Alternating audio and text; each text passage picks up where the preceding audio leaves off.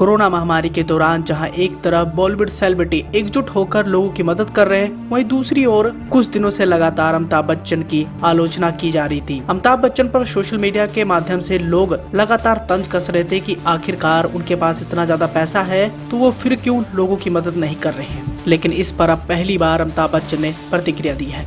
बार बार आलोचना का शिकार होने और तानों से परेशान अमिताभ ने दुखी मन से अपने इन डोनेशन की लिस्ट तैयार की है, जिसे उन्होंने सोशल मीडिया के माध्यम से शेयर भी किया है। अमिताभ ने कई संस्थाओं और अस्पतालों को कई प्रकार से सहायता प्रदान की है। हालांकि ऐसा करने से वे दुखी भी हैं, लेकिन उन्होंने इसके पीछे की वजह भी बताई है। उन्होंने कहा कि उन्हें रोज मिलने वाली गालियां और अपमानजनक टिप्पणियों की गंदगी का सामना करने के लिए ऐसा पहले ही कर देना चाहिए था। इतने नहीं, उन्होंने अपने ब्लॉग में दिल्ली में एक कोविड केयर फैसिलिटी को दिए 2 करोड़ रुपए के डोनेशन का जिक्र भी किया है। अमिताभ ने कहा कि कोरोना के प्रकोप से लड़ने और देश सेवा में किए गए योगदान के बारे में मुझे बताने में शर्मिंदगी महसूस होती है, क्योंकि मैं अपना बखान नहीं करना चाहता। लेकिन इसकी जरूरत इसलिए है क्योंकि कई दिनों से यूजर्स के भद्दे कमेंट्स का मैं सामना कर रहा हूँ। अमिताभ ने अपने ब्लॉग में लिखा, हाँ मैं चैरिटी करता हूँ, लेकिन कभी इस बारे में बात करना सही नहीं समझा। ये बहुत शर्मनाक लगता है, लेकिन मेरे लिए आज ये बताना जरूरी हो गया है।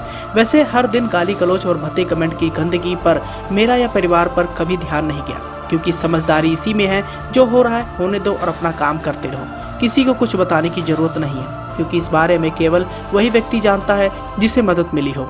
अब लोगों के तानों से नाराज अमिताभ ने अपनी चैरिटी की लिस्ट शेयर कर सभी की बोलती बंद कर दी है। उन्होंने लंबी चौड़ी लिस्ट के जरिए बताया कि वो कहां कहां चैरिटी करते हैं। उन्होंने बताया, आंध्र प्रदेश, महाराष्ट्र और यूपी के 1500 से ज्यादा किसानों को बैंक लोन मैंने चुकाए और उन्हें आत्महत्या से बचाया। 300 से ज्यादा लोग आ नहीं सके, 50 लोगों के लिए ट्रेन की बोगी बुक करवाई, उन्हें मुंबई बुलाया, बसें भेजी, मुंबई दर्शन करवाया, घर बुलाया, भोजन करवाया और लोन कैंसिलेशन सर्टिफिकेट दिए और उन्हें वापस भेजा, सब अपने खर्चे पर। आगे अमिताभ कहते हैं कि कोरोना के शुरुआती दौर में मैंने 4 लाख से अधिक दैनिक मजदूरों को करीब 1 महीने राशन दिया। शहर में करीब 5000 लोगों को हर दिन 2 वक्त का खाना खिलाया। हजारों mask, PPE kit front line warriors अस्पतालों को दिए। अपने निजी फंड से सिख समुदाय को डोनेशन दिया, जिससे प्रवासियों को उनके घर वापस जाने में मदद मिली। आगे अमिताभ बच्चन कहते हैं, प्रवासी जब घर लौट रहे थे तब उनमें कई लोगों के पास पहनने के लिए जूते तक नहीं थे। सैकड़ों लोगों को जूते चप्पल दिए।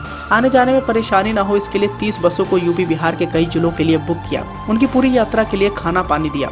मुंबई से यूपी तक पूरी ट्रेन बुक की, जिसमें 2800 प्रवासी बिना कोई पैसा लिए भेजे गए, मेरे अपने खर्च पर। जब राज्य ने ट्रेन का आना कैंसिल कर दिया तो तुरंत 3 चार्टर इंडिगो हवाई जहाज के जरिए 180 प्रवासियों को हर फ्लाइट से यूपी, बिहार और राजस्थान और जम्मू कश्मीर भेजा। अमिताभ बच्चन इतने नहीं रुके और उन्होंने अपने आगे ब्लॉग में लिखा, जैसे वायरस का प्रकोप बढ़ा, एक पूरा डायग्नोस्टिक सेंटर बंगला साहिब गुरुद्वारे को दिया ताकि गरीब जरूरतमंदों की मदद हो सके। मेरे नाना नानी और मां की याद में एक MRI मशीन, सोनोग्राफिक स्कैन उपकरण दिए। 450 बेड के एक केयर सेंटर सेटअप के लिए रकाबगंज गुरुद्वारा में डोनेशन दिया। जल्दी ऑक्सीजन कंसंट्रेटर भेजे जाएंगे, कुछ दिल्ली में जहां जरूरत ज़्यादा है और कुछ मुंबई में, जो इसी हफ्ते होगा। इनमें से करीब 50 पोलैंड से 15 मई तक आ जाएंगे, बाकी 150 USA। ऑर्डर भेजा जा चुका है, कुछ अस्पताल में भेज दिए गए हैं। और आखिर में अमिताभ बच्चन ने इन सभी बातों का जिक्र करते हुए लिखा कि मैं इसका बखान नहीं करना चाहता था, लेकिन उन्हें मजबूरन ये सब बताना पड़ा। उन्होंने कहा कि तारीफ नहीं, इन सभी चीजों का अनुसरण करें, क्योंकि अगर कोई छोटी सी मदद करता है तो मुश्किल हालात थोड़े बहुत सुधरने लगते हैं। अब अमिताभ बच्चन के इस ब्लॉग की जहां लोग तारीफ कर रहे हैं, वहां कई लोग अभी भी उन्हें ट्रोल कर रहे हैं। अब आपको इस पूरी खबर पर क्या प्रतिक्रिया देनी है? साथ ही कोरोना महामारी के दौरान अमिताभ बच्चन द्वारा दिए गए इस सहायता को लेकर आपने क्या कहना है? कमेंट कर अपना सुझाव देना बिल्कुल न भूलें।